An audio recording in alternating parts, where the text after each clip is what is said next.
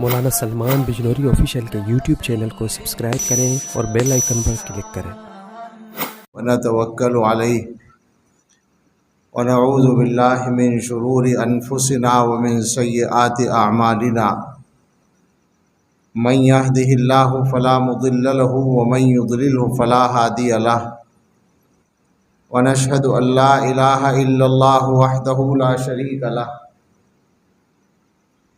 ونشهد أن سيدنا ونبينا ومولانا محمدا عبده ورسوله صلى الله تعالى عليه وعلى آله وأصحابه وبارك وسلم تسليما كثيرا. أما بعد فأعوذ بالله من الشيطان الرجيم. بسم الله الرحمن الرحيم. یا ایہا الذین آمنوا اتقوا اللہ حق تقاتہ ولا تموتن الا وانتم مسلمون. صدق اللہ العظیم. عن علی رضی اللہ تعالی عنہ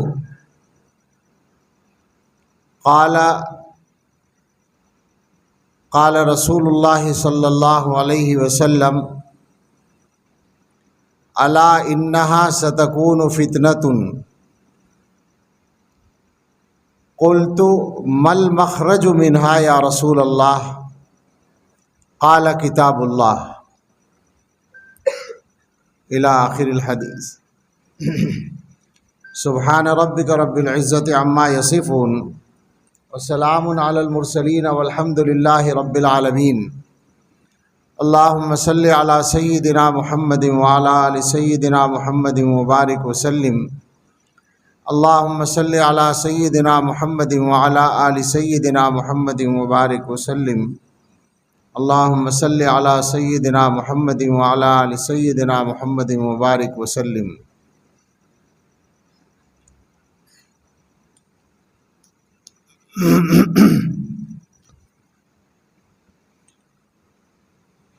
اندازہ یہ تھا کہ حضرت مولانا عبدالقوی صاحب دامت برکاتہم کا بیان ہوگا اور ان کا بیان سن کے کچھ استفادہ کر کے میں بھی کچھ بول لوں گا. اچانک پتہ چلا کہ مولانا تو ابھی کچھ دیر کے بعد تشریف لائیں گے اور میرے لیے حکم ہے کہ میں بیان کروں. تو جو کچھ اللہ تعالیٰ توفیق دیں. عنوان جو آج کا رکھا گیا ہے فتنوں کے دور میں ایمان کی حفاظت کیسے کریں. اس پر پہلی بات تو یہی کہ یہ بہت اچھا اور ضرورت کا عنوان ہے.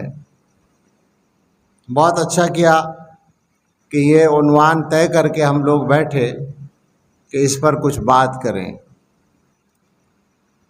اس سلسلے میں موٹے طور پر جو بات سمجھ میں آتی ہے وہ یہ ہے کہ فتنوں کے دور میں ایمان کی حفاظت کیسے کریں. اس سوال کا جواب سمجھنے کے لیے اور جاننے کے لیے ایک تو یہ سمجھنا چاہیے کہ ایمان کی حفاظت کی ضرورت کیوں ہے، اور دوسرے یہ کہ ایمان جس کی حفاظت کی ضرورت ہے وہ ہے کیا، اور پھر یہ کہ فتنے کیا ہیں جن کے دور میں ہم جی رہے ہیں اور ایمان کے لیے خطرے ہیں اور اس کی حفاظت کے لیے کام کرنے کی ضرورت ہے.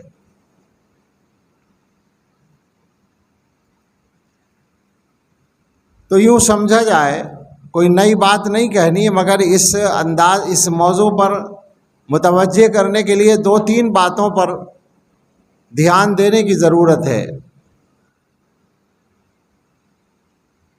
پہلی بات، ایمان کیا ہے؟ یہ سوال ایسا ہے کہ اس کا جواب مسلمان بھائیوں کے لیے زیادہ تفصیل سے دینے کی ضرورت نہیں ہے. البتہ ایمان کا ایک معیار ہے، ایمان کا ایک درجہ ہے، ایمان کی ایک طاقت ہے، اس طاقت کا خیال ہمیں ہونا چاہیے، وہ معیار ہمارے ذہن میں ہونا چاہیے۔ ایمان تو نام ہے اس بات کا کہ آدمی یقین رکھے اللہ تعالیٰ پر اور اللہ تعالیٰ کے تمام احکام پر۔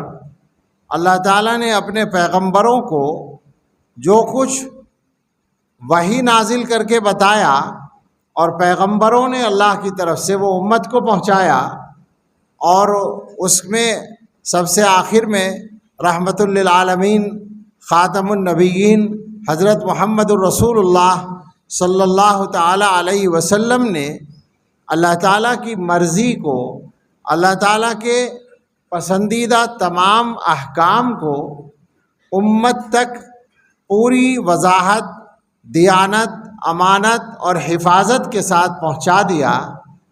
وہ ساری چیزیں عربی میں علماء جانتے ہیں، عقائد کی کتابوں میں یہ جملہ لکھا جاتا ہے کہ جمیع ما جاء بہ النبی صلی اللہ علیہ وسلم، جو کچھ پیغمبر صلی اللہ علیہ وسلم لے کر آئے ان تمام چیزوں پر یقین رکھنا، اس کا نام ایمان ہے۔ اب اس میں اللہ کی ذات بھی ہے، اللہ کی صفات بھی ہیں، جنت دوزخ بھی ہے، فرشتے بھی ہیں، عذاب قبر بھی ہے، قیامت بھی ہے، اور جزا و سزا بھی ہے، دوبارہ زندہ ہونا بھی ہے، اور اس کے بعد دنیا کے اندر جن احکام پر عمل کرنا ہے وہ احکام بھی ہیں، عبادات ہیں، معاملات ہیں، اخلاق ہیں، معاشرت ہے، یہ ساری چیزیں اس کا حصہ ہیں۔ تو ایمان کا مطلب ہوگا کہ ایک انسان حضرت محمد الرسول اللہ صلی اللہ تعالیٰ علیہ وسلم کا لایا ہوا جو دین ہے اس کے ہر جز کے حق ہونے پر ایمان رکھے، یقین رکھے۔ یہ تو سادہ سے انداز میں ایمان کی بات ہوئی کہ ایمان کیا ہے، لیکن میں نے عرض کیا کہ اصل مسئلہ ایمان کے ایک معیار کا ہے۔ جو بھی مسلمان کلمہ پڑھتا ہے وہ یقین رکھتا ہے ان تمام چیزوں پر، وہ یقین رکھتا ہے اللہ کی وحدانیت پر، حضرت محمد صلی اللہ تعالیٰ علیہ وسلم کی رسالت پر، اور ان کے لائے ہوئے تمام احکام کو مانتا ہے۔ لیکن معیار حضور علیہ الصلاۃ والسلام نے بتا رکھا ہے۔ ایک حدیث تو وہ ہے کہ ایک صحابی نے رسول اللہ صلی اللہ علیہ وسلم سے سوال کیا ہے، سفیان ابن عبداللہ ثقفی رضی اللہ تعالیٰ عنہ ہے، وہ کہتے ہیں کہ میں نے عرض کیا یا رسول اللہ، اسلام کے بارے میں کوئی ایسی بات فرما دیں کہ آپ کے علاوہ کسی سے پوچھنے کی ضرورت نہ پڑے۔ تو آپ نے فرمایا قل آمنت باللہ ثم استقم، تم یہ کہہ دو کہ میں اللہ پر ایمان لایا اور پھر اس پر استقامت اختیار کر لو، جم جاؤ۔ ایک بات تو یہ ہوئی، یہ معیار سے تعلق ہے اس کا کہ آدمی کے ایمان میں، آدمی کے یقین میں، آدمی کے عقیدے میں استقامت ہو، پختگی ہو۔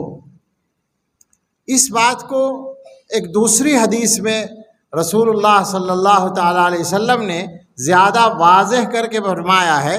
حضرت عباس رضی اللہ تعالیٰ عنہ کی روایت ہے، فرماتے ہیں کہ رسول اللہ صلی اللہ علیہ وسلم نے ارشاد فرمایا ذاق طعم الایمان من رضی باللہ ربا وبالاسلام دینا وبمحمد رسولا، وہ آدمی ایمان کا ذائقہ پالے گا، وہ آدمی ایمان کا ذائقہ چکھ لے گا جو اللہ تعالیٰ کو رب مان کر راضی ہو، یا اللہ تعالیٰ کو خوشی کے ساتھ، اطمینان کے ساتھ رب مانے، اور اسلام کو دین و مذہب کے طور پر مان کر خوش ہو، راضی ہو، اور محمد صلی اللہ تعالیٰ علیہ وسلم کو رسول کی حیثیت سے مان کر راضی اور مطمئن ہو۔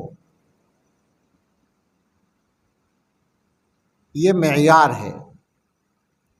اس کا مفہوم کیا ہے معیار ہونے کا؟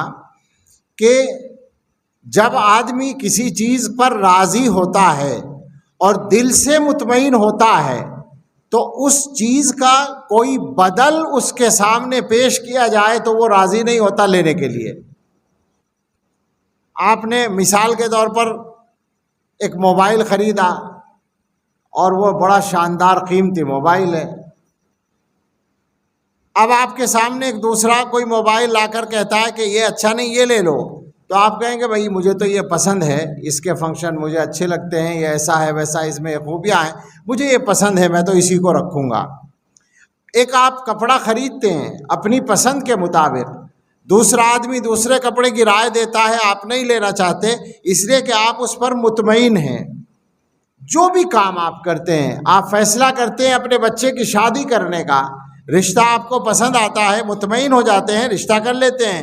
کوئی آدمی آ کر اس کے بارے میں غیر مطمئن بنانا چاہتا ہے تو آپ کہتے ہیں نہیں ہم مطمئن ہیں، بالکل ٹھیک ہے، کوئی بات نہیں ہے۔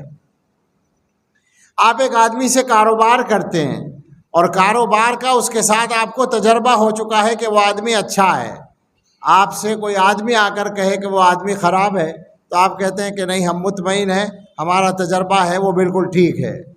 جس چیز پر آدمی مطمئن ہوتا ہے اس چیز کو چھوڑنا پسند نہیں کرتا۔ رسول اللہ صلی اللہ تعالیٰ علیہ وسلم بتا رہے ہیں اللہ کی ربوبیت کا اقرار کرو، اسلام کو اپنا مذہب مانو، محمد صلی اللہ علیہ وسلم کو اپنا رسول مانو، تو تمہارے اس یقین میں، اس ماننے میں یہ کیفیت ہونی چاہیے جس کو اطمینان کی کیفیت کہتے ہیں، کہ اب تمہارے سامنے دنیا کوئی اس کا متبادل پیش کرے تو تم غور کرنے کے لیے بھی تیار نہ ہو۔ میں نے سنا ہے ایک لطیفہ، پڑھا نہیں ہے کہیں، کہ ایک آدمی تھا جنگل میں کام کر رہا تھا، کسان آدمی تھا، ان پڑھ، وہاں سے کوئی مولانا صاحب گزرے، کوئی عالم، تو انہوں نے سوچا کہ اس گاؤں کے آدمی کا ایمان کیسا ہے، اس کو آزمانا چاہیے۔ تو انہوں نے اس سے پوچھا کہ تم اللہ کو ایک مانتے ہو؟ اس نے کہا مانتا ہوں۔ تو انہوں نے کہا کہ اللہ تعالیٰ کے ایک ہونے کی دلیل کیا ہے؟ اللہ ایک ہے یہ مانتے ہو، تو اللہ کے ایک ہونے کی دلیل کیا ہے تمہارے پاس؟ تو اس نے کہا دلیل یہ ہے کہ اگر دوبارہ تم یہ بات کہو گے تو یہ جو حل ہے یہ تمہارے سر پہ مار دوں گا، جس سے زمین کو جوت رہا تھا۔ حل آپ کے یہاں بھی حل ہی کہتے ہیں، کچھ اور کہتے ہیں حل، تو یہ دلیل ہے۔ ظاہر ہے کہ یہ ایک لطیفے کے سے انداز کی بات ہے، مگر ایمان کا یہی اصل معیار ہے۔ اس کا جو میسج ہے وہ یہ ہے کہ آدمی دوسری بات پر غور کرنے کے لیے بھی تیار نہ ہو۔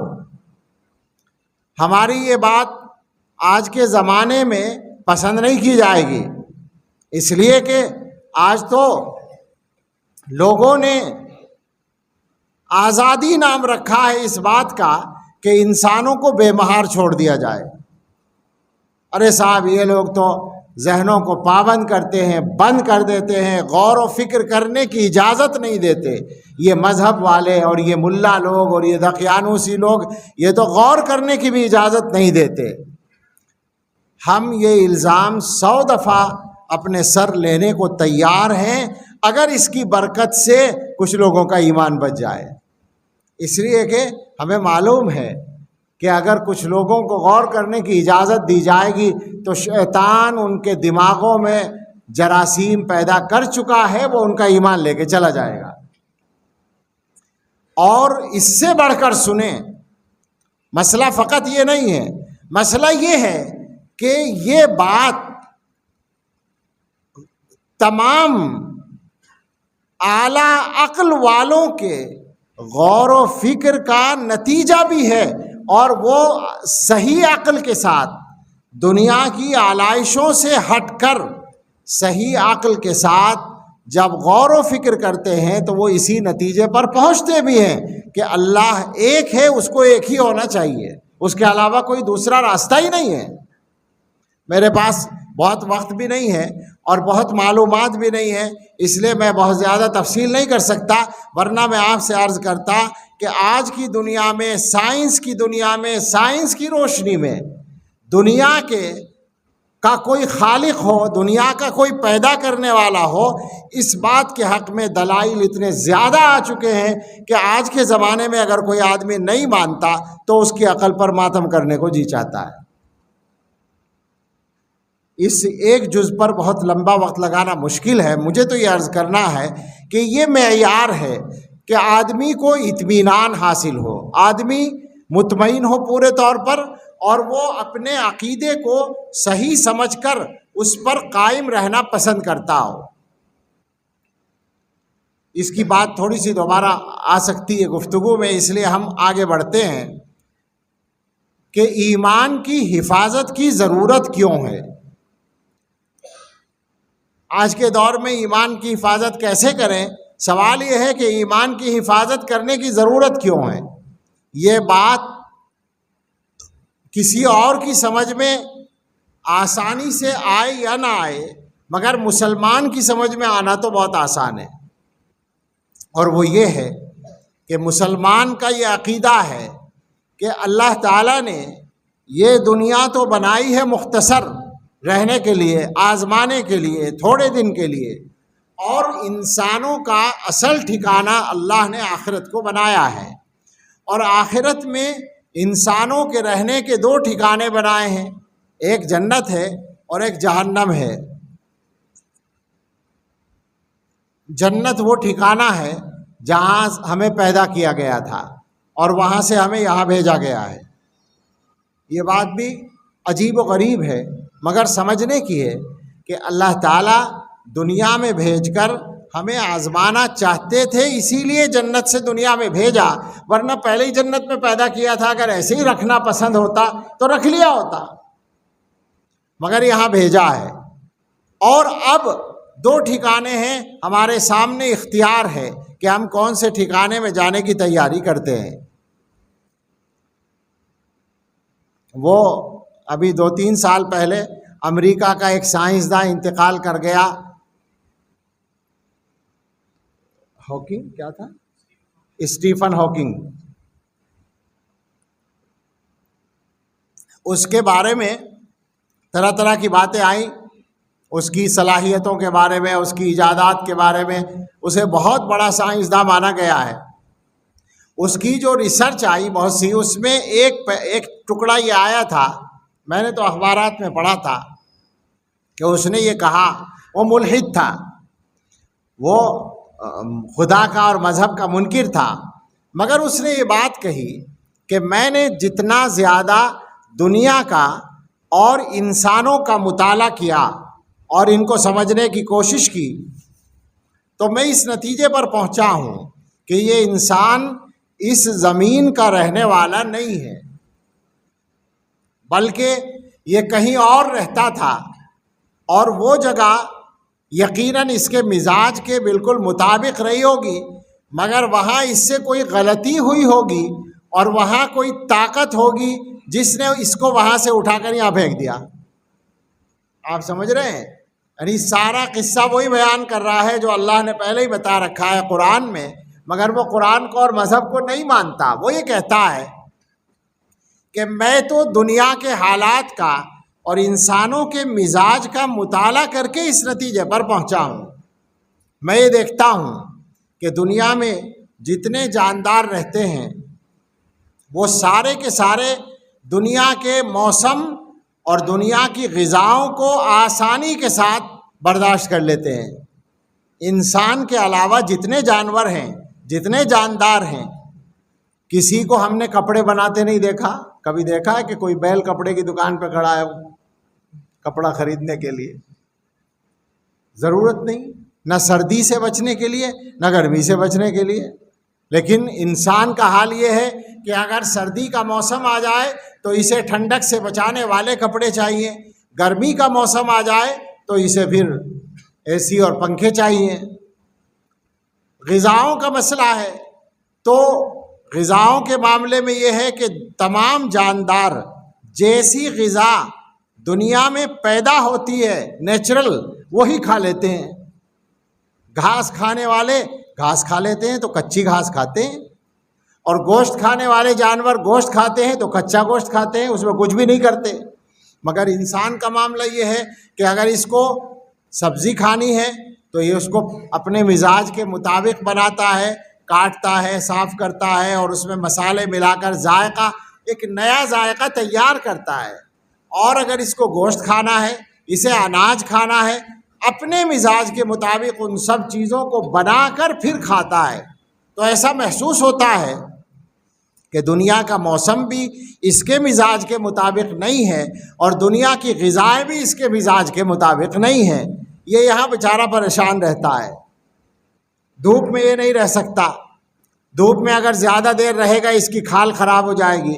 بارش میں مسلسل یہ نہیں رہ سکتا، اس کی کھال خراب ہو جائے گی. تو باقی جانور بیچارے رہ لیتے ہیں آسانی کے ساتھ میں. یہ قصہ ہم نے پڑھا، یہ ریسرچ پڑھی اس کی، تو ہمیں قرآن کریم کی آیت یاد آئی کہ اللہ تعالیٰ نے فرما رکھا ہے. اللہ تعالیٰ نے حضرت آدم علیہ السلام کو جنت میں فرمایا تھا، شیطان کے بارے میں خبردار کرتے ہوئے جنت میں فرمایا تھا کہ ذرا دھیان رکھنا، تمہیں جنت میں بہت نعمتیں حاصل ہیں. ان لک الا تجوع فیہا ولا تعری وانک لا تظمأ فیہا ولا تضحی. تم جنت میں رہتے ہو تو نہ بھوک کا مسئلہ ہے، نہ پیاس کا مسئلہ ہے، نہ دھوپ کا مسئلہ ہے، نہ لباس کا مسئلہ ہے. بالکل وہی باتیں جو وہ سائنسداں کہہ رہا ہے، وہی ساری باتیں قرآن کریم پہلے کہہ چکا ہے. تو میں یہ کہنا چاہتا تھا کہ ایک مسلمان کو عقیدے کے طور پر اس بات کا یقین ہے کہ دنیا میں اللہ تعالیٰ نے بھیجا ہے مختصر وقت کے لیے، ہمیشہ آخرت میں رہنا ہے. اور اللہ تعالیٰ نے یہ قانون بنا کر بھیجا ہے کہ ان اللہ لا یغفر ان یشرک بہ ویغفر ما دون ذلک لمن یشاء. ایمان کے بغیر وہاں جا کر جنت نہیں ملے گی. دنیا میں چاہے جو نعمت مل جائے، ایمان کے بغیر جنت ملنے والی نہیں ہے. اور یہ بات بھی یہیں سن لیں کہ یہ کوئی اللہ تعالیٰ کا غیر منصفانہ فیصلہ نہیں ہے. ایسا نہیں ہے کہ کوئی آدمی یوں کہے کہ صاحب بیچارے غیر مسلموں نے کیا گناہ کیا ہے کہ وہ ساری زندگی اچھے اچھے کام کرتے ہیں، نیک کام کریں. بہت سارے ایسے ہیں جو اچھے کام کرتے ہیں، غریبوں کی مدد کرتے ہیں، لوگوں کو کپڑے دیتے ہیں، دوائیں کھلاتے ہیں، کھانا کھلاتے ہیں، نیک کام کرتے ہیں. ان بیچاروں نے کیا ایسا ظلم کر دیا کہ ساری اچھائیاں اکارت ہو جاتی ہیں ایک ایمان نہ ہونے کی وجہ سے. یہ بات سادہ انداز میں عرض ہے کہ ایمان نہ لانا، شرک کرنا اللہ تعالیٰ کے ہاں بغاوت ہے، اور بغاوت ساری نیکیوں کو کھا جاتی ہے. دنیا کا اصول ہے، بالکل ساری دنیا میں تسلیم شدہ ہے. ایک آدمی اپنے ملک کی بڑی خدمت کرتا ہے، مگر بعد میں کوئی وقت ایسا آئے کہ وہ اپنے ملک سے بغاوت کرے، اپنے ملک کے دشمنوں سے ساز باز کرے، تو کیا خیال ہے آپ کا اس کو معاف کیا جائے گا؟ چاہے جتنی خدمات ہوں، بغاوت معاف نہیں ہوگی. اب تو اس کو پکڑا ہی جائے گا، پھانسی لگے گی. تو یہ بغاوت ہے، اللہ تعالیٰ کے یہاں یہ قانون ہے. تو مسلمان کو یہ بات عقیدے کے طور پر معلوم ہے کہ دنیا سے جانے کے بعد ایمان کے بغیر جنت میں داخلہ ہی نہیں ملے گا. لہٰذا کسی بھی مسلمان کے لیے یہ سوال بہت آسان ہے کہ ایمان کو بچانے کی ضرورت کیوں ہے. ایمان کو بچانے کی ضرورت اس لیے ہے تاکہ دنیا کی چھوٹی سی زندگی ختم کرنے کے بعد جب لمبی زندگی میں جائیں، اور وہ لمبی زندگی اتنی لمبی ہے کہ کبھی ختم ہونے والی نہیں ہے، اس میں جب جائیں تو جنت مل جائے. اس مقصد کے لیے ایمان کا بچانا ضروری ہے. تو یہ دو سوال تھے. ایک تو یہ کہ ایمان کیا ہے، اور اسی میں یہ بات کہ ایمان کا معیار کیا ہے، وہ میں نے عرض کیا.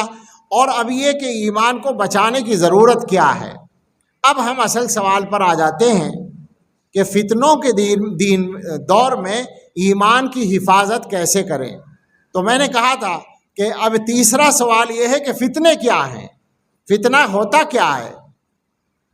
اس کا بھی میں آسان زبان میں بات کرنا چاہتا ہوں، چونکہ بات ہر جگہ پہنچتی ہے، سننے والوں کو سمجھ میں آئے اور فائدہ ہو، ورنہ علماء کے مجمع میں بات ہو تو ہم الگ انداز سے بات کریں اور استفادہ کریں۔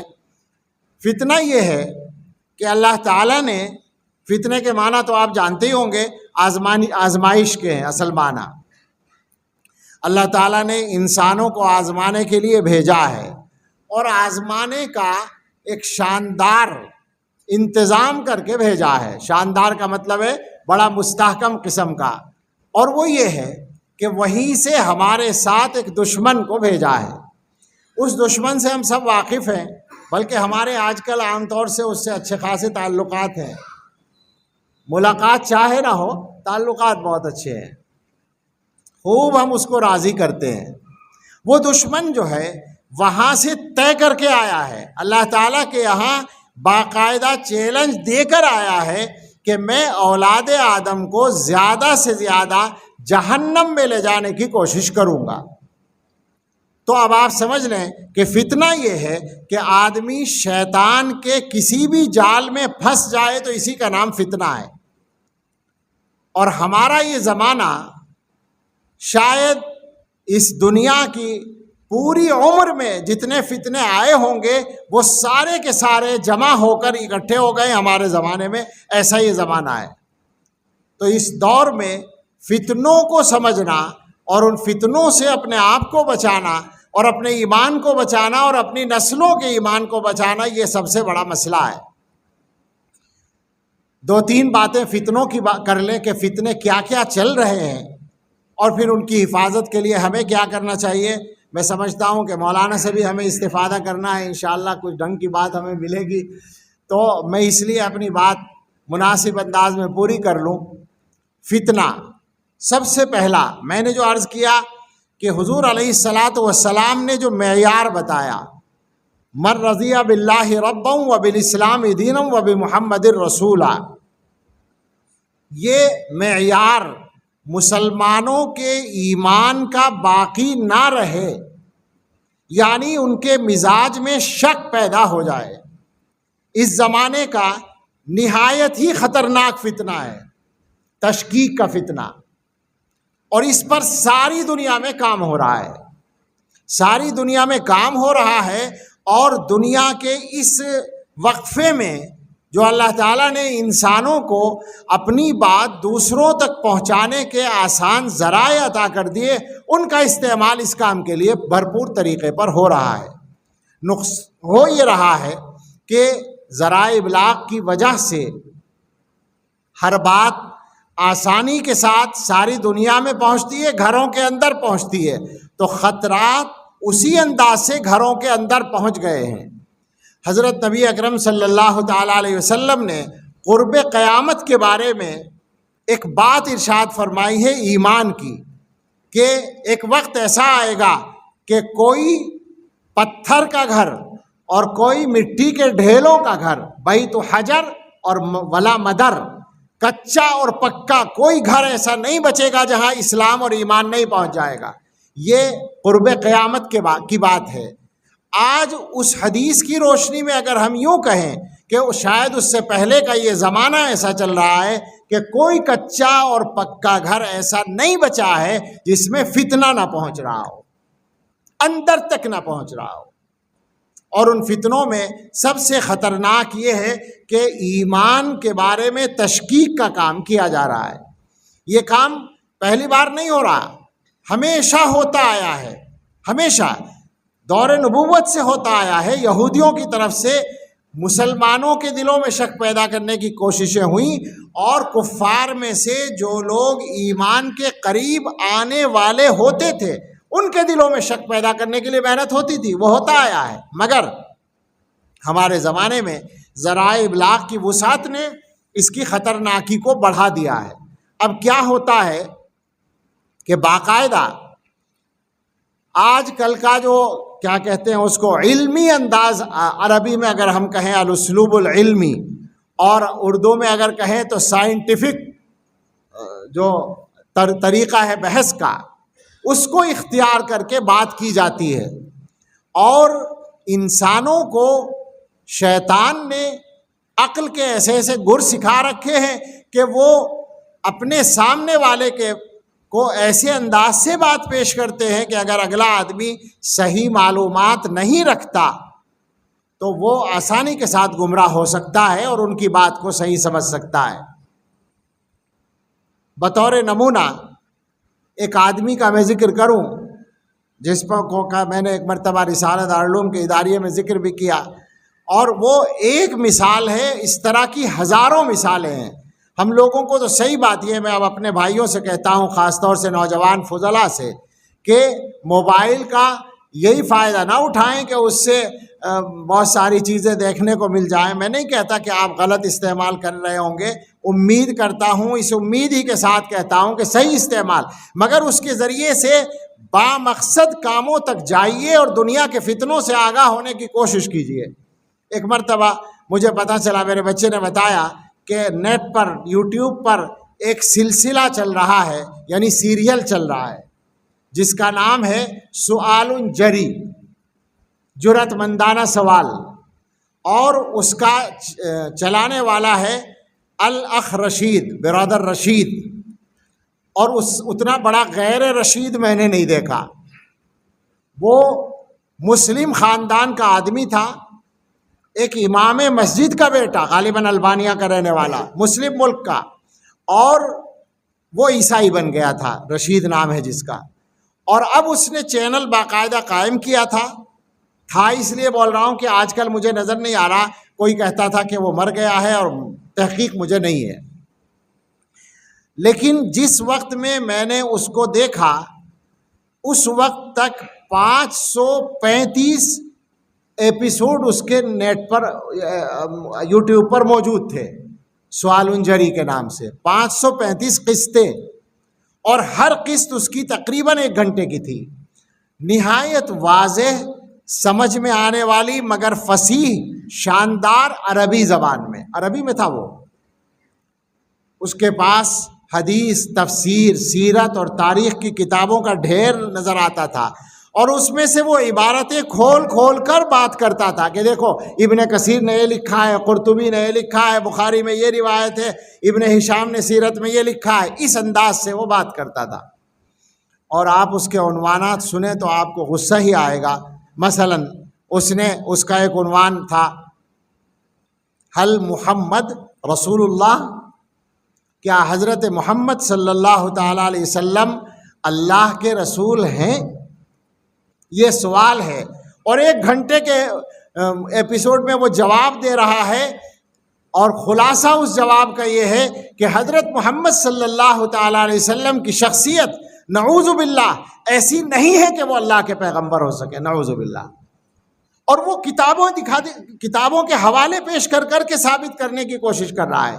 مجھے 100% سے زیادہ یقین ہے کہ سب کچھ غلط ہے اس کی بات، لیکن اس بات کا بھی مجھے پورا یقین ہے کہ اگر کسی آدمی کا ایمان پکا نہ ہو اور معلومات صحیح نہ ہو تو وہ آسانی کے ساتھ اس کا شکار ہو سکتا ہے۔ ایک عنوان تھا اس کا، حل القرآن کلام اللہ، کیا قرآن اللہ کا کلام ہے؟ آپ سوچیں ذرا، جسارت بھی تو دیکھیں نا، سؤال جری جو نام اس نے رکھا، واقعی جسارت اس کا ترجمہ کرنا چاہیے، اس کی ہمت دیکھیں کہ مسلمات پر حملے، حضرت محمد صلی اللہ علیہ وسلم کی شخصیت پر آسانی کے ساتھ، قرآن پر آسانی کے ساتھ حملہ، کیا قرآن اللہ کا کلام ہے؟ وہ 1 گھنٹے محنت کر کے یہ ثابت کرنے کی کوشش کرتا ہے کہ قرآن ایسی کتاب نہیں ہے کہ وہ اللہ کا کلام ہو سکے، مختلف تعارض وغیرہ پیش کرنے کی کوشش کرتا ہے، اور تو اور اس کی بدتمیزی کا عالم یہاں تک پہنچا کہ اس نے ایک عنوان لگایا، حل محمد صلی اللہ علیہ وسلم ابن عبداللہ، کیا حضرت محمد صلی اللہ علیہ وسلم عبداللہ صاحب کے بیٹے ہیں؟ وہ محنت کر رہا ہے 1 گھنٹے تک یہ ثابت کرنے کے لیے کہ حضور کا نسب صحیح نہیں ہے، نعوذ باللہ۔ آپ اندازہ کریں، اگر ہمیں پتہ چلتا ہے تو کتنی تکلیف ہوتی ہے، مگر ہمارے پتہ چلے بغیر بہت کچھ ہو رہا ہے دنیا میں۔ یہ ایک آدمی کی ایک سیریل کی تفصیل ہے۔ اب آپ سمجھ سکتے ہیں، عربی زبان میں جب ایک آدمی آزادی کے ساتھ بیٹھ کر یہ کام کر رہا ہے، اور میں نے اس زمانے میں پوچھا تھا، 4-5 سال پہلے کی بات ہے شاید، تو مجھے کسی نے بتایا تھا کہ یہ ایک مسلم ملک میں ہی رہتا ہے اور وہیں بیٹھ کر یہ کام کر رہا ہے. تو عربی میں اور بھی کتنے لوگ کرتے ہوں گے، اور جب عربی میں اتنا ہو سکتا ہے تو انگریزی میں کتنا ہوتا ہوگا. اور پھر ہمارا وہ طبقہ جو انگریزی کے علاوہ کوئی زبان نہیں جانتا، ہمارے جوانوں کا وہ طبقہ جسے اردو نہیں آتی، جسے عربی نہیں آتی، جو علماء کی زبان نہیں سمجھتا، جس کا علماء سے تعلق نہیں ہے، جو فقط اسکول اور کالج میں گیا ہے، اپنے خاندان کے طور پر وہ مسلمان ہے، باقی اسے کچھ پتہ نہیں ہے. آپ بتائیں مجھے اس کا ایمان کیسے بچے گا؟ تو یہ سب سے بڑا فتنہ میں اس کو سمجھتا ہوں اس زمانے کا تشکیک کا فتنہ. اس تشکیک کے نتیجے میں صبح مولانا سے بات ہو رہی تھی، ایمان جا رہا ہے، الحاد آ رہا ہے. میں یہ عرض کر رہا تھا کہ میں جوانی میں جب جوشیلی تقریر کرتا تھا تو کہا کرتا تھا کہ مسلمان اپنا ایمان نہیں چھوڑتا. ہم بڑے فخر کے ساتھ، ہمیں اللہ سے معافی مانگنی چاہیے کہ فخر کا جذبہ آ جاتا تھا. اللہ معاف فرمائے، آج سر شرم سے جھکا ہوا ہے اور یہ جملہ بولنے کی ہمت نہیں ہے، اس لیے کہ قدم قدم پر ایسے مسلمانوں سے واسطہ پڑ رہا ہے جو اپنے ایمان کو کچھ نہیں سمجھ رہے.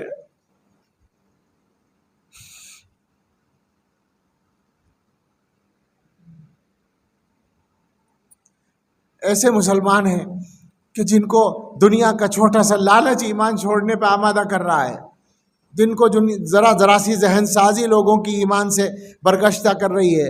ایسے مسلمانوں کو ہم اپنی آنکھوں سے دیکھ رہے ہیں، اور ایسے نوجوان لڑکوں اور لڑکیوں کو دیکھ رہے ہیں اپنے ماحول میں کہ ذرا سی ایسی خواہش کے لیے، جو خواہش مسلمان رہ کر بھی پوری ہو سکتی تھی. بھائی شادی کس مسلمان کی نہیں ہوتی ہے، مگر شادیوں کے لیے، دوستیوں کے لیے ایمان چھوڑ رہے ہیں جوان.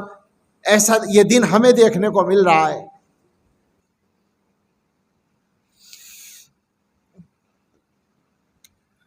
تو انتہائی خطرناک صورتحال ہے. اور اگر آپ تعلیم گاہوں میں جا کر دیکھیں، بلکہ اب تو یہ لفظ بھی چھوڑ دینا چاہیے تعلیم گاہوں کا، جیسے میں نے عرض کیا گھروں کے اندر یہ فتنہ پہنچا ہے. مجھے معلوم ہے متعین طور پر علماء کے گھروں میں الحاد آ رہا ہے. عالم باپ کا بیٹا ملحد بن رہا ہے، مدرسے کا پڑھا ہوا آدمی ملحد بن رہا ہے.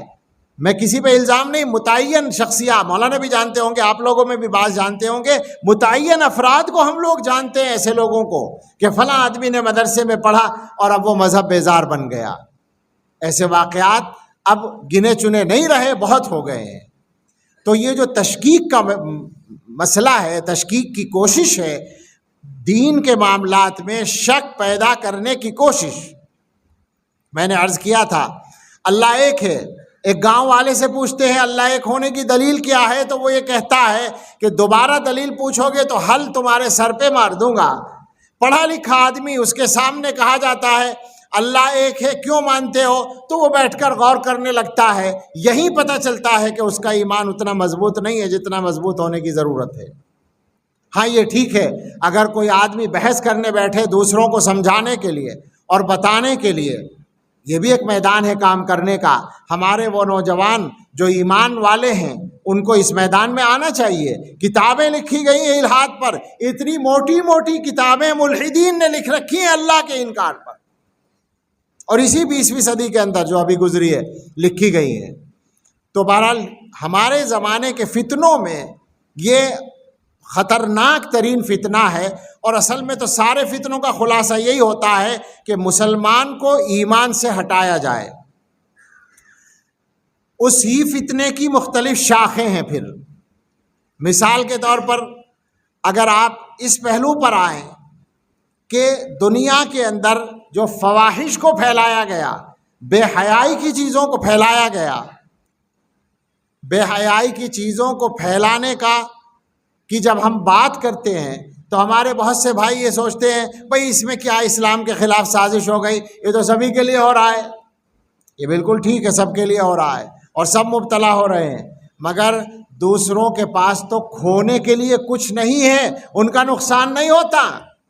ایک آدمی کا کپڑا کالا ہے، اس پر سیاہی لگ جائے تو کیا فرق پڑتا ہے؟ ایک آدمی کا کپڑا سفید ہے، اس پر ذرا سا ایک نقطہ بھی لگے تو نظر آئے گا نا. جس کے پاس ایمان نہیں ہے اس کا کیا نقصان ہے اگر وہ بے حیائی بھی کر لے؟ لیکن مسلمان یہ بات اچھی طرح سمجھ لیں کہ گناہ ایمان کو کمزور کرتے ہیں اور آہستہ آہستہ ایمان کے خاتمے کی طرف لے جاتے ہیں، اور جس طاقت کے ساتھ اور جس شدت کے ساتھ اور جس کثرت کے ساتھ ہمارے زمانے میں گناہوں کو اور برائیوں کو اور فواحش کو اور بے حیائی کے کاموں کو پھیلایا گیا ہے، اس کا یہ نتیجہ تو آنکھوں کے سامنے ہے نا۔ بھائی کیا ہوتا ہے؟ یوٹیوب پر آدمی جاتا ہے، فیس بک پر جاتا ہے، گندی چیزیں دیکھتا ہے، شہوت بھڑکتی ہے، دوستیاں شروع ہو جاتی ہیں۔ وہی دوستیاں تو پھر ایمان کے چھوڑنے تک لے جا رہی ہیں، کچھ بھی اسباب ہوں اس دوستی کے، مگر یہ آلہ اور ذریعہ تو یہی بنتا ہے نا۔ شیطان نے دنیا والوں کو ایک بات ہمیشہ یاد رکھیں کہ شیطان بذات خود جنات کی قوم سے تعلق رکھتا ہے اور اس کے کارندے بہت سارے جنات کی برادری سے یقیناً ہیں، مگر یہ بات بھی قرآن سے ثابت ہے کہ اس کے بہت سارے کارندے انسان بھی ہوتے ہیں۔ وَكَذَلِكَ جَعَلْنَا لِكُلِّ نَبِيٍّ عَدُوًّا شَيَاطِينَ الْإِنسِ وَالْجِنِّ، یہاں انس پہلے کہا ہے، اور سب سے آخری صورت میں من الجنتی والناس، وہاں بھی جنات کے ساتھ انسان کا ذکر ہے۔ انسانوں میں شیطان کے جو کارندے ہیں، آپ مجھے بتائیں پہلے زمانے میں اگر کوئی آدمی ملا کسی عورت سے اور دونوں انسان ہیں اور ان کو قریب آنے کی وجہ سے وہ گناہ میں مبتلا ہو گئے تو یہ ایک اتفاقی بات ہو سکتی تھی اور زیادہ تر ایسا ہی ہوتا تھا۔ لیکن آپ مجھے بتائیں یوٹیوب پر یا اور تمام ذرائع پر جو فحش فلمیں اپلوڈ کی جاتی ہیں، کیا وہ اتفاق ہوتا ہے؟ کیا وہ بغیر کرے ہو جاتا ہے؟ اور جاننے والے بتاتے ہیں کہ لاکھوں سائٹس ہیں جن پر اس قسم کا مواد اپلوڈ ہوتا ہے، لاکھوں۔ ایک سائٹ چلانے کے لیے بھی 2-4 آدمی کی ضرورت تو میرے خیال سے پڑتی ہی ہوگی، فلم بنانے کے لیے، اس کو کیا کہیں گے، اس کی شوٹنگ کرنے کے لیے اور اس میں خباثت کرنے کے لیے وہ سارے 2-4 آدمی تو ہر ایک میں چاہیے۔ اس کا مطلب یہ ہے کہ 10-20 لاکھ آدمی باقاعدہ یہی کام کرتے ہیں دنیا میں، تو کیا اس کو اتفاق کہا جائے گا؟ محنت کی جا رہی ہے، خرچہ کیا جا رہا ہے اور پھر اس کے ذریعے سے واپس کمایا بھی جا رہا ہے، تو باقاعدہ دنیا میں جو گناہوں کو اس انداز سے پھیلایا گیا ہے، اس زمانے کا یہ بدترین فتنہ ہے۔ اس لیے کہ جب مسلمان اس طرح کے گناہوں میں مبتلا ہوتا ہے تو آہستہ آہستہ اگر کوئی ہاتھ پکڑنے والا نہ مل جائے، اگر راستے سے واپس نہ آ جائے، اگر اس گندگی سے اس کا پیچھا چھوٹ نہ جائے، تو وہ جس طرح آگے بڑھتا جاتا ہے تو کوئی طاقت نہیں پھر اس کے ایمان کو بچانے والی۔ ہم نے بڑی بڑی داڑھیوں والوں کی داڑھیاں صاف ہوتی بھی دیکھی ہیں، بڑے بڑے نمازیوں کی نماز چھوٹتے دیکھی ہے، ان کو بے نمازی بنتے دیکھا ہے، یہی گناہوں کے نتیجے میں، توبہ نہ کرنے کے نتیجے میں۔ تو ہمارے زمانے کے بدترین فتنوں میں فواحش کو پھیلانے کا یہ فتنہ بھی ہے۔ اسی طرح سے صحیح بات تو یہ ہے کہ اصل فتنہ تو وہی ہے، ایمان کو ختم کرنے کی کوششیں، اس کے بہت سارے ذرائع اور شاخیں ہیں۔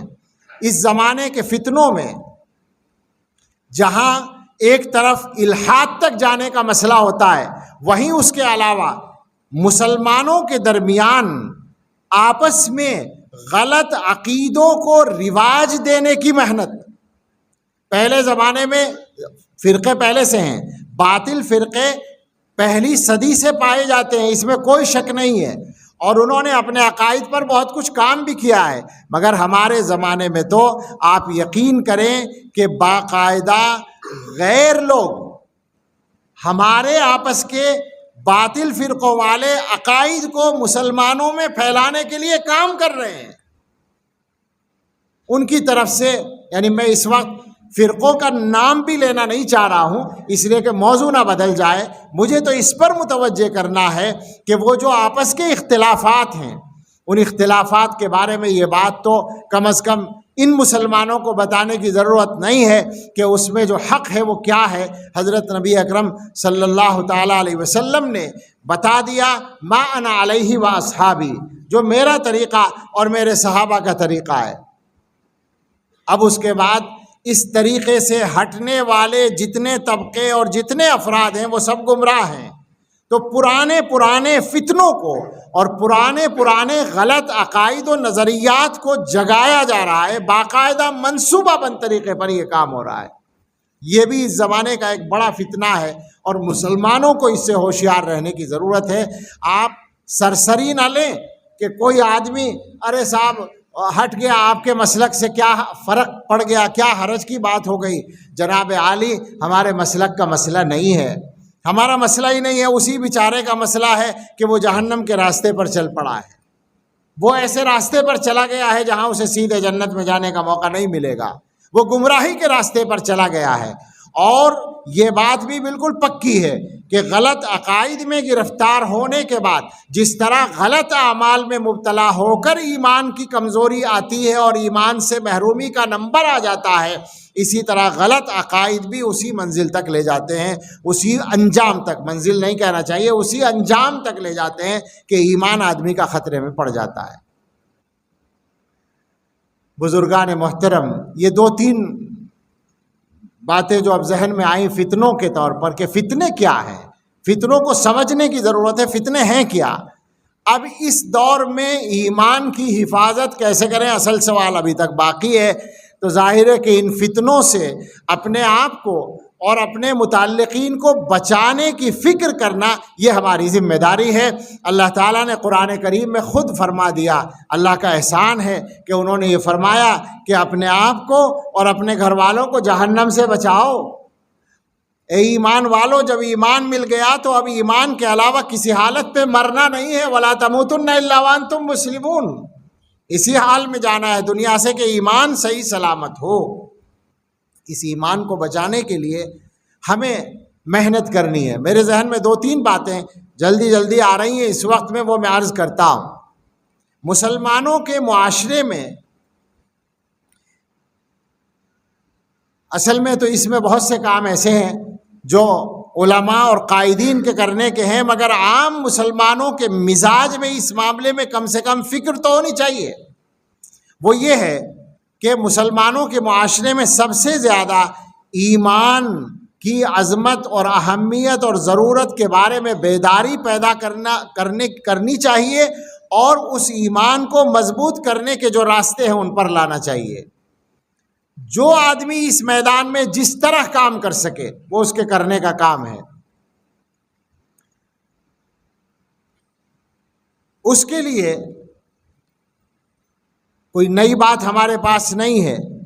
میں ایک بات کہنے جاتا ہوں، ہو سکتا ہے بہت سے لوگ کہیں تو بہت پرانی بات ہے، لیکن ہم یہ سمجھتے ہیں کہ مسلمانوں کے معاشرے کو صحیح رکھنے کے لیے اور ان کے ایمان کی حفاظت کے لیے ایک بنیاد کا کردار ادا کرے گا یہ فریضہ کہ امت اپنے ماحول میں امر بالمعروف اور نہی عن المنکر کو زندہ کرے۔ یہ بنیادی طور پر ہمیں جو کام کرنے چاہیے ان میں سے یہ کام ہے۔ چونکہ امر بالمعروف اور نہی عن المنکر کا تعلق کسی خاص جماعت یا کسی خاص فرد سے نہیں ہے، بلکہ یہ امت کے ہر فرد کا کام ہے۔ اور اس کا خلاصہ یہ ہے کہ ایک مسلمان چونکہ دوسرے مسلمان کا ہمدرد ہوتا ہے، حدیث میں فرمایا گیا الدین النصیحہ، دین نام ہے خیر خواہی کا۔ صحابہ نے پوچھا کس کے لیے؟ تو فرمایا اللہ کے لیے بھی، اللہ کے رسول کے لیے بھی، مسلمانوں کے قائدین کے لیے بھی اور عام مسلمانوں کے لیے بھی۔ تو اس حدیث کی تشریح بہت الگ ہے، تفصیل ہے اس میں، اس پر نہیں جاتا۔ میں تو یہ کہنا چاہتا ہوں کہ ہر مسلمان دوسرے مسلمان کا خیر خواہ اور ہمدرد ہوتا ہے، تو اس کے مزاج میں یہ بات ہونی چاہیے کہ میرا بھائی جہنم کے راستے پر اگر جانے کے لیے تیار ہے تو میں اس کی کمر پکڑ کے واپس لے آؤں کسی طریقے سے، وہ کوئی بھی طریقہ ہو اور اس کے جانے کا کوئی بھی طریقہ ہو، یہ جذبہ ہر مسلمان میں ہو۔ آج صورتحال یہ ہے کہ ہر آدمی دوسروں کو کہتا ہوا ڈرتا ہے، اور ڈرتا اس لیے ہے کہ اس سے پہلے یہ مزاج پیدا کرنے کی ضرورت ہے کہ اگر کوئی آدمی ہماری خیر خواہی کی کوئی بات کہے تو ہمارے اندر اتنا ظرف ہو، اتنی برداشت ہو کہ ہم اس کو سن سکیں۔ یعنی امر بالمعروف نہی عن المنکر کرنے سے پہلے سننے کی صلاحیت اپنے معاشرے میں یہ پیدا ہونی چاہیے۔ میں یہ سمجھتا ہوں یہ صلاحیت شاید کرنے سے بھی کم پائی جاتی ہے، یعنی کچھ لوگ شاید یہ ہمت کر لیں کہ وہ امر بالمعروف اور نہی عن المنکر کریں اور کرتے ہیں، لیکن ان میں سارے ایسے نہیں ہیں جو سن بھی سکیں، اس کو حق کو اپنے خلاف سن بھی سکیں۔ یہ صلاحیت ہم میں سے اکثر لوگوں میں نہیں پائی جاتی۔ مسلمانوں کے مزاج کے لیے یہ بہت بڑی خطرناک صورتحال ہے۔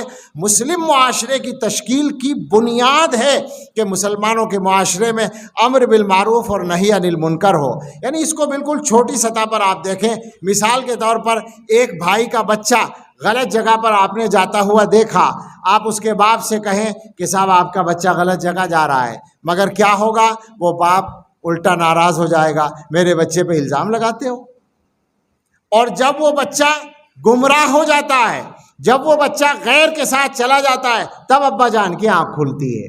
یہ غفلت کا مزاج ہے اور اپنے خلاف صحیح بات سننے کی صلاحیت نہ ہونے کا مزاج ہے۔ انتہائی خطرناک بات ہے، اس نے بیڑا غرق کر رکھا ہے مسلمانوں کا۔ میں سچ کہتا ہوں آپ سے، بہت سی مرتبہ ایسا ہوا، میں نے اپنے علاقے میں یہی رات کے وقت میں اگر کبھی بیان ہوا تو لوگوں سے کہا کہ بھئی رات کے 10 بجے ہیں، 11 بجے ہیں، آپ لوگ یہاں بیٹھے ہوئے بیان سن رہے ہیں، نمازی لوگ ہیں، نیک کام کر رہے ہیں، بیان سن رہے ہیں، ماشاءاللہ، لیکن ایک میرا سوال ہے، آپ لوگ جواب دے سکیں کیا؟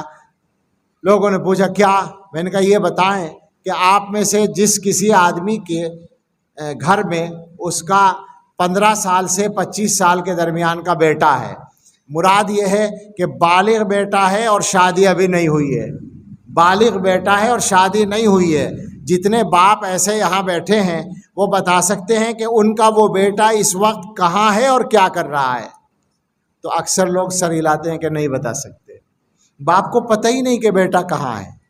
باپ کو پتہ اس وقت چلتا ہے جب رات کو 12 بجے یا 1 بجے کسی دن بیٹا نشے میں جھومتا ہوا آتا ہے، یا باپ کو پتہ اس دن چلتا ہے جب بیٹا ماں سے آ کر کہتا ہے کہ فلاں آدمی کا میرے اوپر اتنا قرضہ ہو گیا ہے، ابا سے مجھے پیسے دلواؤ۔ وہ سٹے میں سٹا اور جوا کھیل کر وہ قرضہ کر کے اپنے اوپر آتا ہے۔ یا باپ کو پتہ اس وقت چلتا ہے جب بیٹا گھر سے بھاگتا ہے اور وہاں سے فون کرتا ہے کہ میں منہ دکھانے کے لائق نہیں رہا۔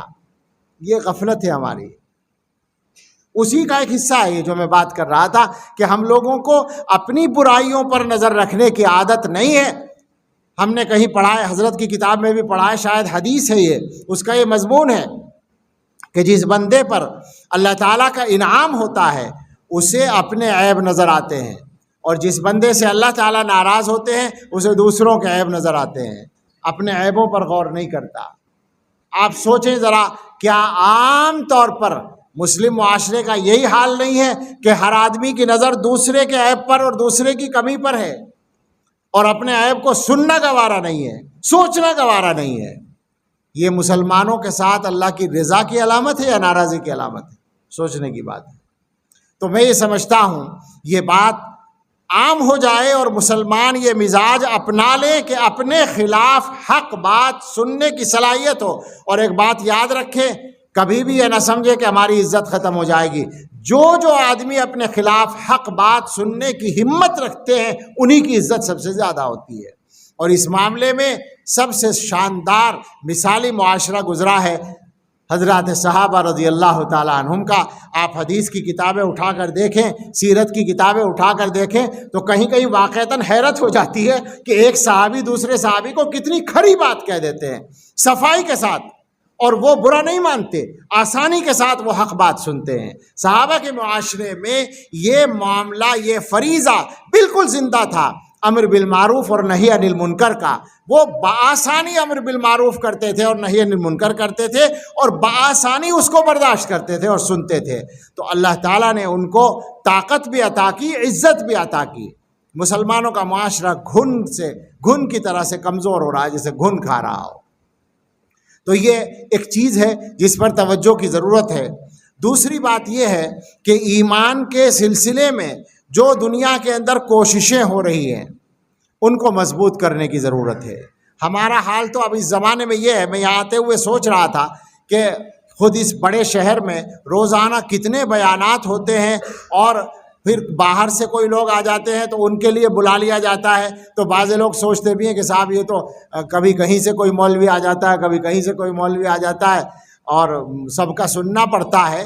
پھر میں غور کرنے لگا کہ اگر صحیح بات کا ادراک مسلمان کر سکیں تو وہ یہ کہیں گے کہ ہماری ضرورت پوری نہیں ہو رہی، اور اس کی وجہ یہ ہے کہ شیطان کے کارندوں کی تعداد اس سے لاکھوں گنا زیادہ ہے جو کام کر رہے ہیں۔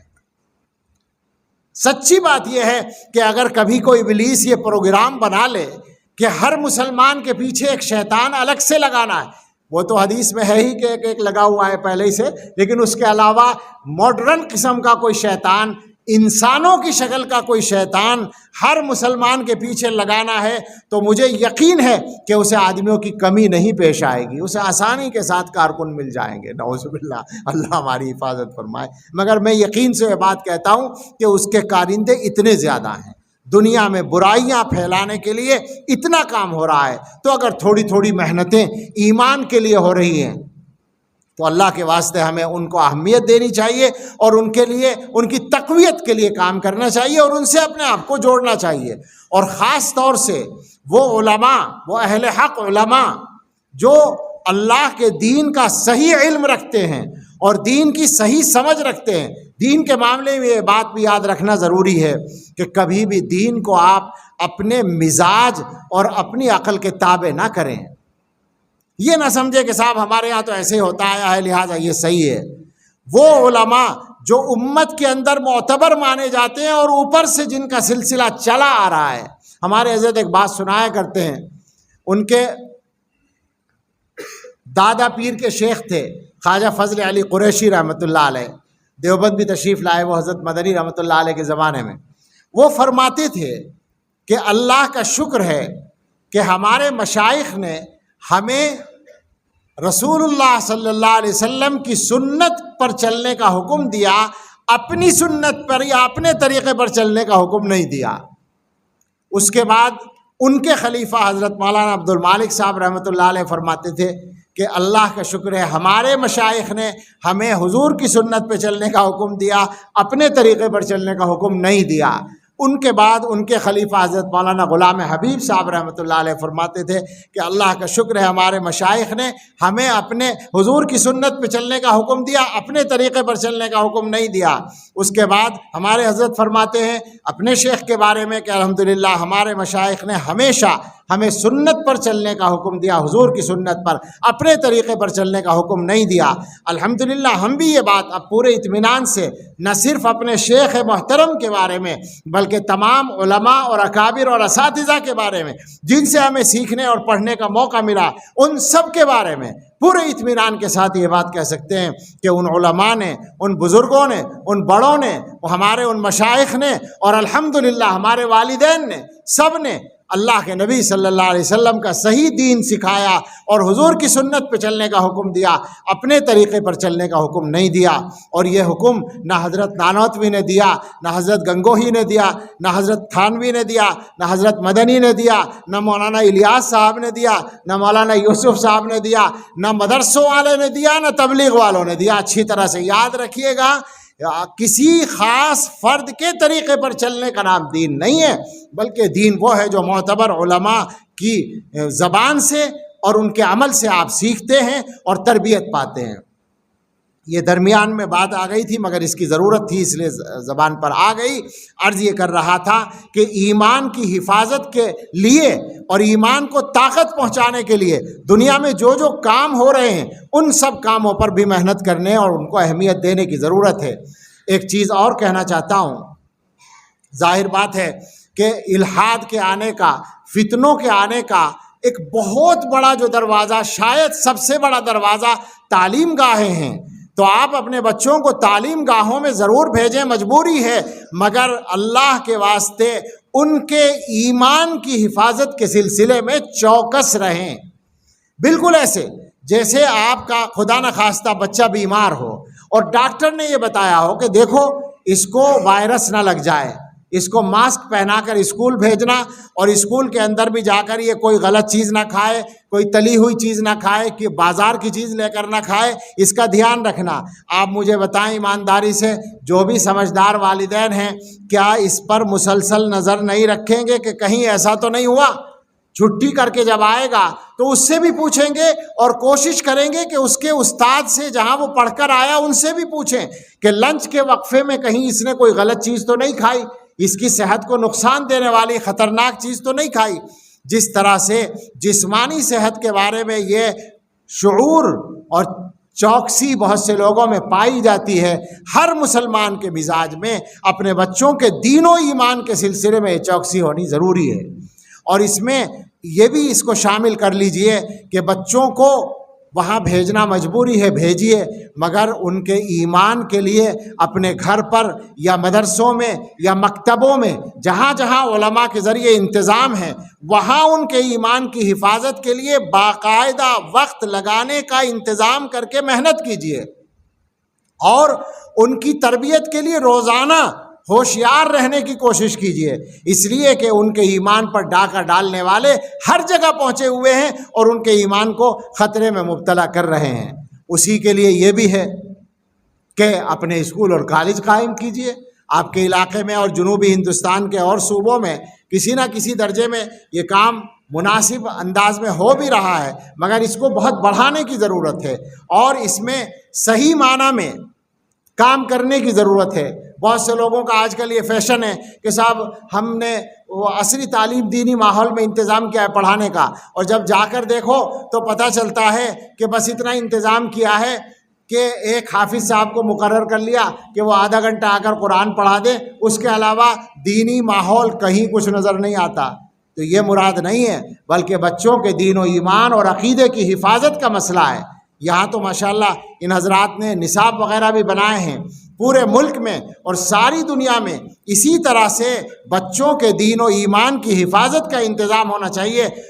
میں اپنی بات کو سمیٹ کر یہ کہوں کہ شیطان کے نمائندے اور کارندے جن کی مختلف شکلیں ہیں، اور یہ کہنے میں کوئی تکلف کی ضرورت نہیں ہے کہ وہ اقتدار میں بھی ہیں اور اقتدار کے ایوانوں سے باہر بھی ہیں، وہ جس میدان میں ایمان کے لیے خطرات کھڑے کرنے کا کام کر رہے ہیں، ہر اس میدان میں ہمیں اپنے ایمان کو بچانے کے لیے کام کرنے کی ضرورت ہے۔ تعلیم کے میدان میں آپ دیکھ سکتے ہیں سرکاری پالیسی کو کہ باقاعدہ قانون بنا کر ایمان جلانے کا انتظام، ایمان کو ختم کرنے کا انتظام کرنے کی کوشش ہو رہی ہے۔ تو کیا ہمیں تعلیم کے میدان میں نہیں جانا پڑے گا؟ میں نے بعض مرتبہ یہ بات کہی کہ ایسا خطرہ محسوس ہوتا ہے کہ آنے والے وقت میں سرکاری اسکول میں بچہ پڑھ کے آئے گا تو آپ چھٹی کے بعد اس سے کہیں گے کہ بیٹا ایک بار کلمہ پڑھ لو، ہو سکتا ہے اسکول جا کر تمہارا ایمان ختم ہو گیا ہو۔ یہ وقت آ سکتا ہے، اور تحریری طور پر تو سمجھے آ چکا ہے۔ یہ وقت ہمارے سامنے بڑے خطرے، بڑے چیلنج ہیں۔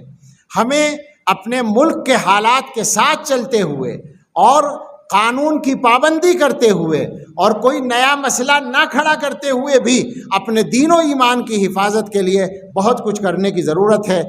بنیادی طور پر وہ جذبہ اور وہ روح پیدا ہو جائے جس میں ایمان کی قدر و قیمت دل کے اندر اتنی ہو کہ ایک مسلمان کا ایمان جانے کی خبر بھی بے چین کر دے اور دل میں آگ لگا دے۔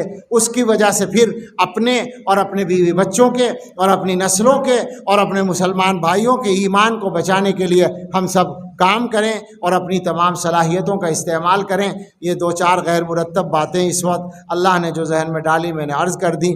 کبھی اور توفیق ہوئی تو اس پر محنت کر کے اور کوشش اور تیاری کر کے بات کریں گے انشاءاللہ۔ اللہ تعالی ہمیں سبھی کو صحیح فہم اور سمجھ عطا فرمائے، اور ہمارے گھر والوں کے، بچوں کے، ہماری نسلوں کے اور ساری امت کے ایک ایک صاحب ایمان کے ایمان کی حفاظت فرمائے۔ آمین۔ وآخر دعوانا ان الحمدللہ رب العالمین۔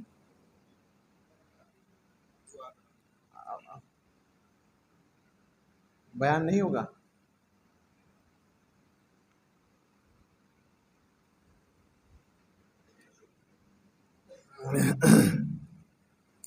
الحمدللہ رب العالمین، والصلاة والسلام علی سیدنا و مولانا محمد وآلہ واصحابہ اجمعین۔ یا رب لک الحمد کما ینبغی لجلال وجهک وعظیم سلطانک اللہم لک الحمد بالایمان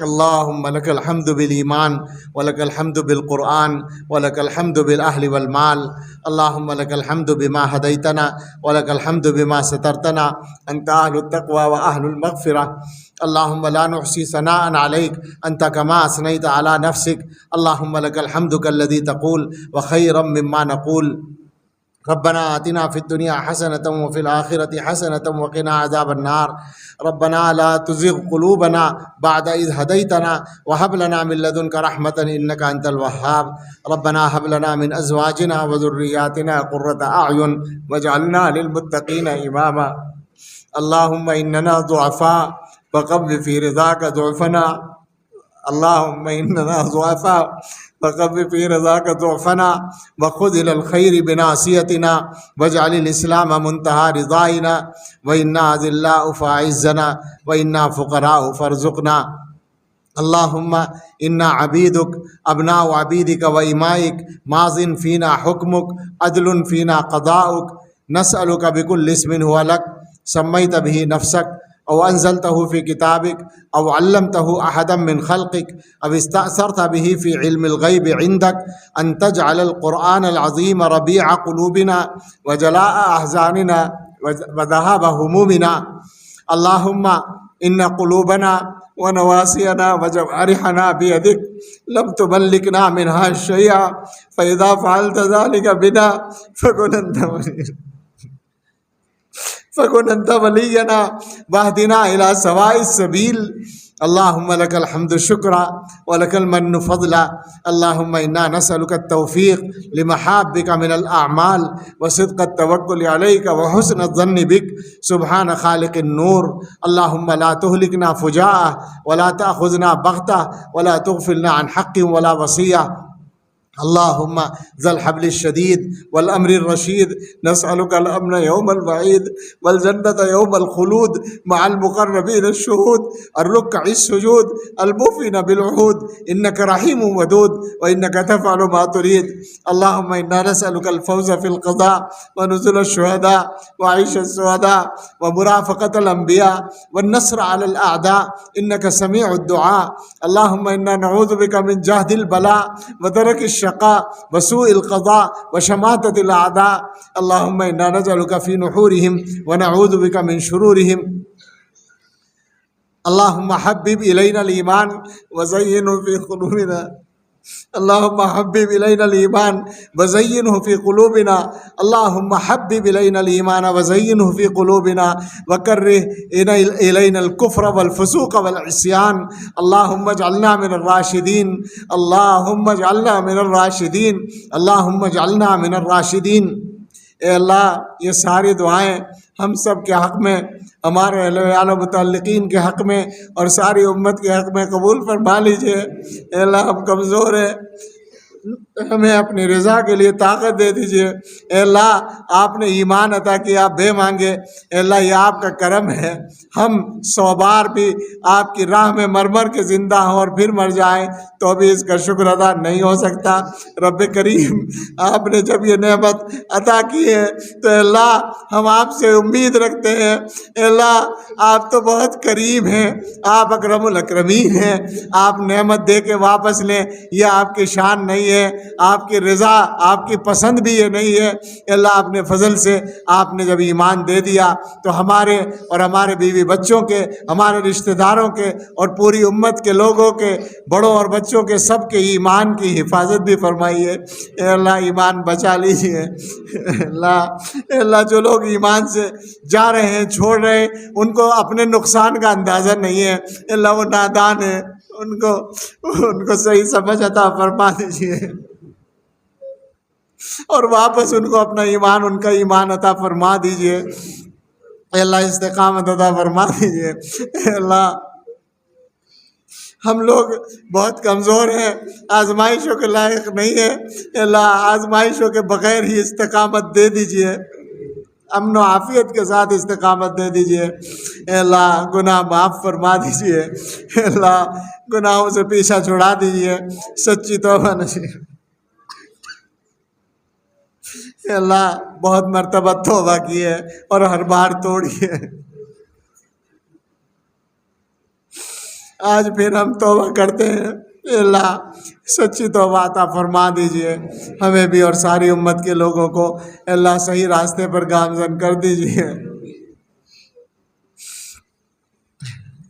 اے اللہ پوری امت کے لوگوں کے ایمان کی، جان کی، مال کی، عزت و آبرو کی، گھر بار اہل اولاد کاروبار کی حفاظت فرمائیے۔ اے اللہ مقروضوں کے قرضے ادا کرا دیجئے، بے گھروں کو آرام دہ گھر دے دیجئے، بے روزگاروں کو بابرکت حلال روزگار دے دیجئے۔ اے اللہ